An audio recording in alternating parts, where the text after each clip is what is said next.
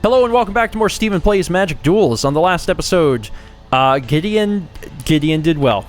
We had some fun with Feldar Sovereign, and I'll leave it at that. Today, we jump into the third mission in the Battle for Zendikar DLC.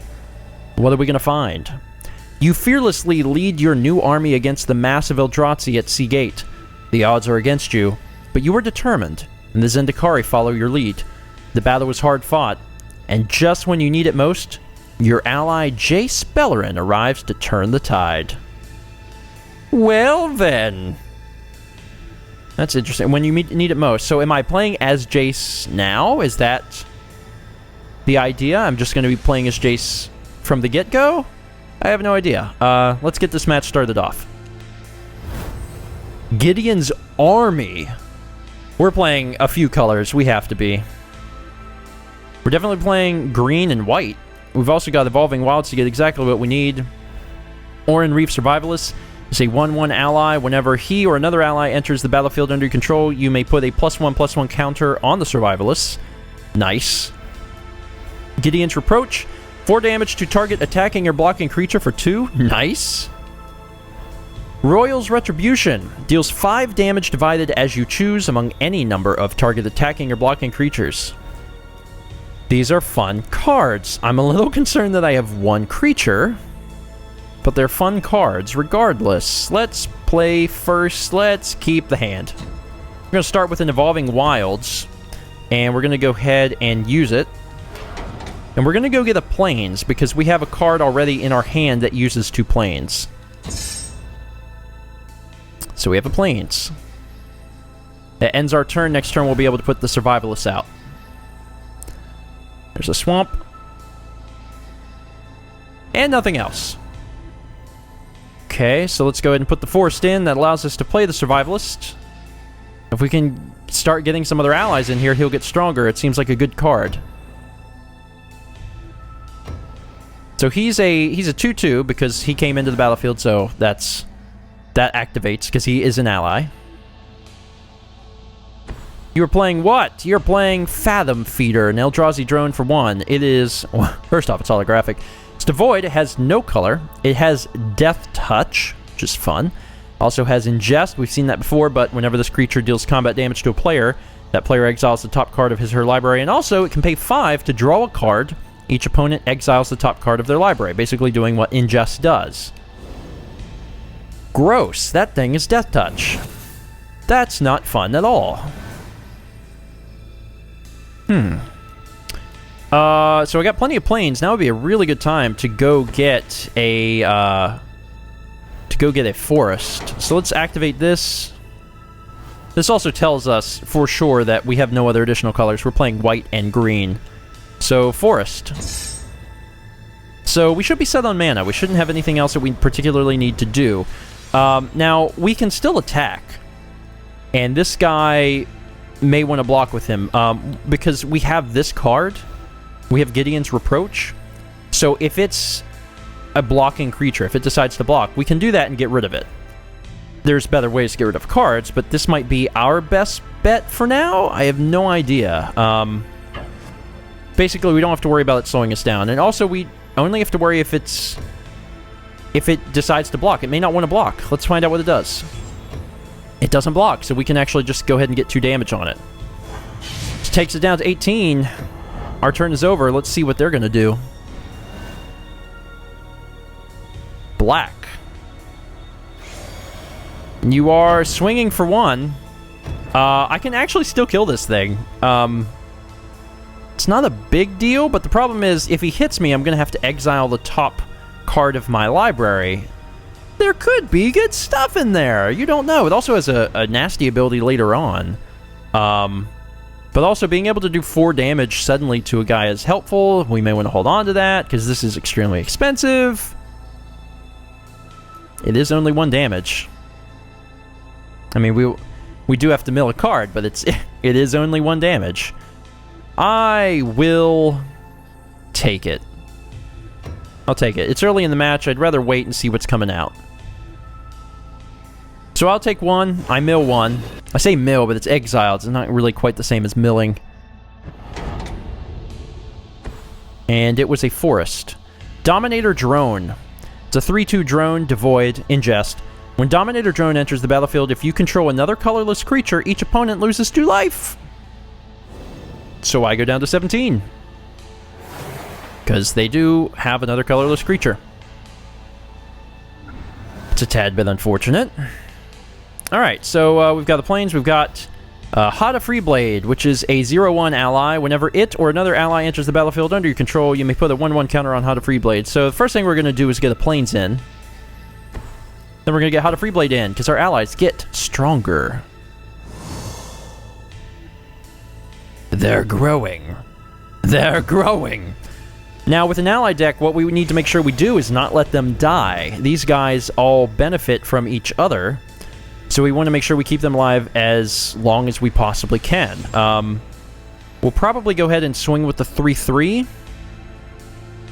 And then if he blocks with the 3/2, we'll use Gideon's Reproach. Seems fine. See what you're going to do. He chooses to block. I choose to play Reproach. Deals 4 damage. Kills that thing so I get to keep my ally. Once again, keeping the allies alive is going to be very beneficial because it's going to allow us to grow even stronger. And I don't even know what cards are in this deck, so it's hard to tell what's going to show up. He decides not to swing, which is a bit of a problem for me. Mist Intruder, Eldrazi Drone, a 1/2 flyer. Here come the flying types. At least it's not Death Touch. Sludge Crawler, a 1/1 devoid ingest. It can pay 2 to get +1/+1 to end of turn. Keep in mind, it can activate that as many times as it would like. Assuming it can afford it, of course. What do I get? Smite the Monstrous. Destroy target creature with power 4 or greater. Well, then. Doesn't help me at this point in time, but this is a problem. And I really regret not using the Reproach on the Death Touch guy, because the Death Touch guy is the only reason I'm not swinging. I'm scared of the Death Touch. I don't want to lose my guys. These guys can't really hurt me. You know, they're flying, Sludge Crawler, whatever that bullcrap is. Like, but I don't want to lose my dudes, because they get more powerful the more of them there are. Whereas this is an instant. Skip attack. Or, well, no, shoot. I could use that now and get rid of a bunch. That's true. I can afford to do this already. Dang, man. That's enough to kill all of them if they all block. It's just a matter of if they do or not. Let's try it. Confirm attack. Oh, happy day. Oh, happy day. So, 1 to you. 1 to you. 1 to you. Is the other one blocking too? No?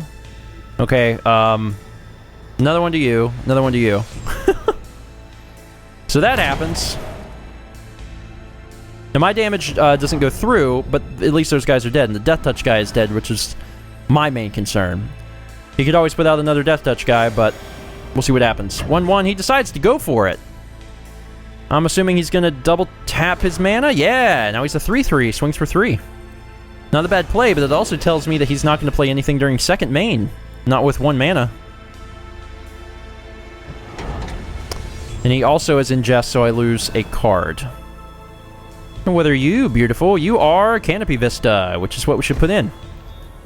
Now we go to the attack step. There is no one standing in our way from doing 4 damage. Smite the Monstrous is a really great card. I mean, if anything big comes our way, we don't have to fear it. Finally have them down to 14, so they are, we're neck and neck at this point. Still waiting on some more allies to show up. Unfortunately, one of them got ingested. They also have a dual land. They're going to swing for 1. I continue to ingest cards, and that's bad. Please be a land. Card ingested was...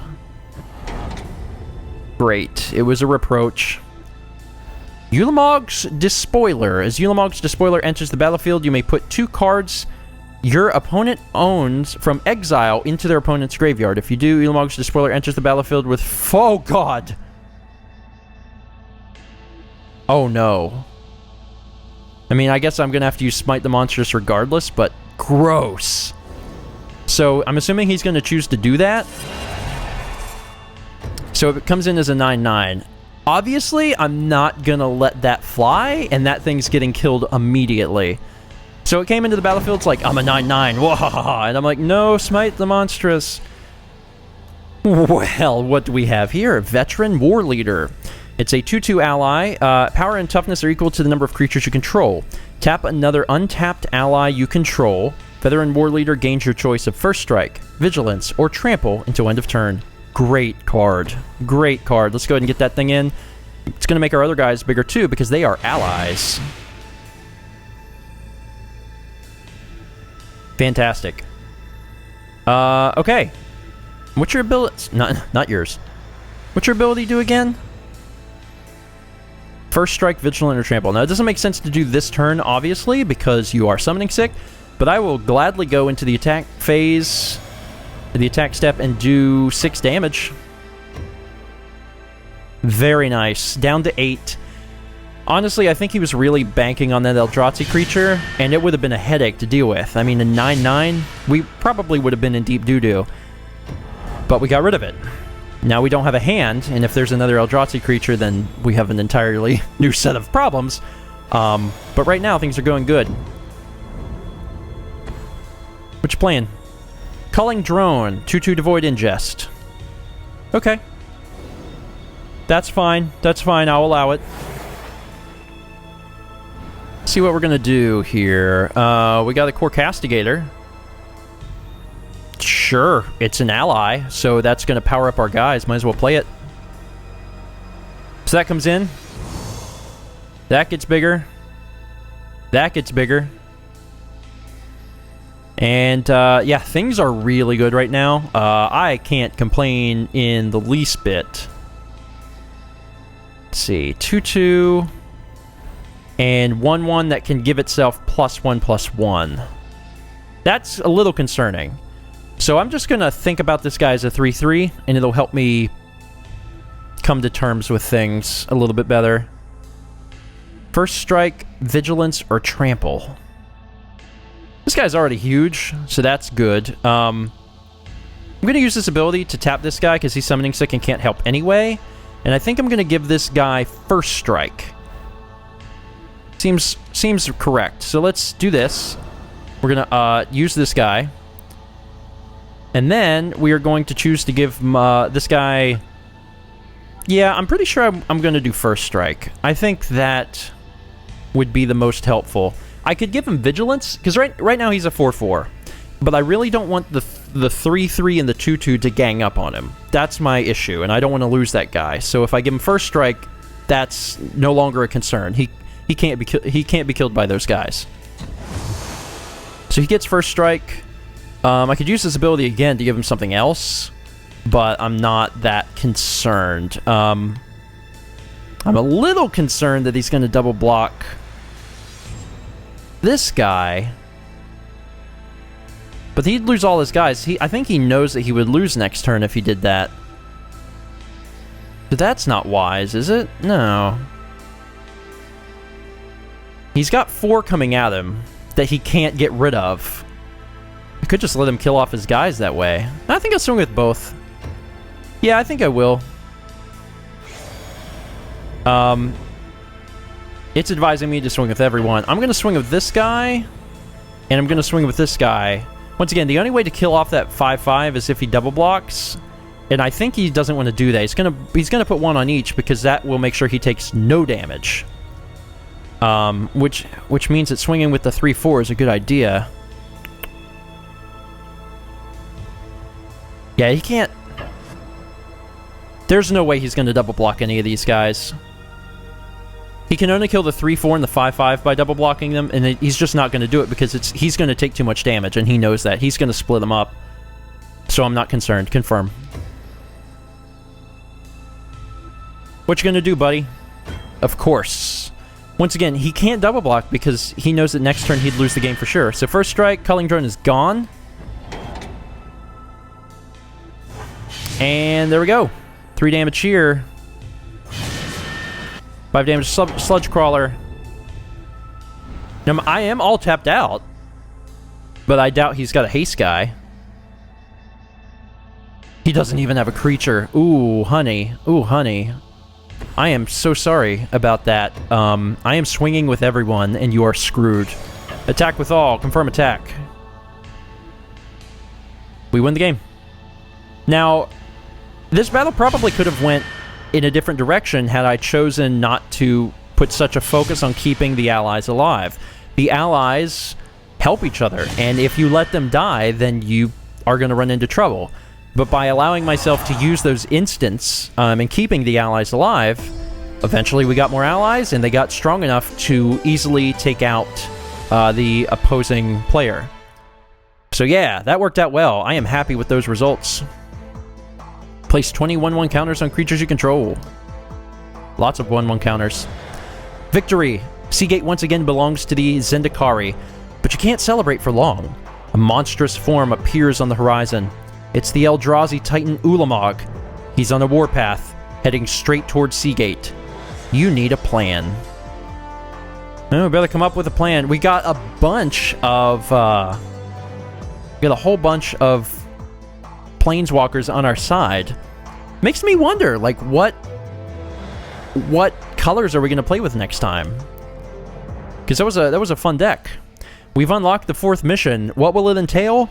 I have no idea, but we'll find out next time. Thanks for watching. I'll see you guys next time for more Stephen Plays Magic Duels.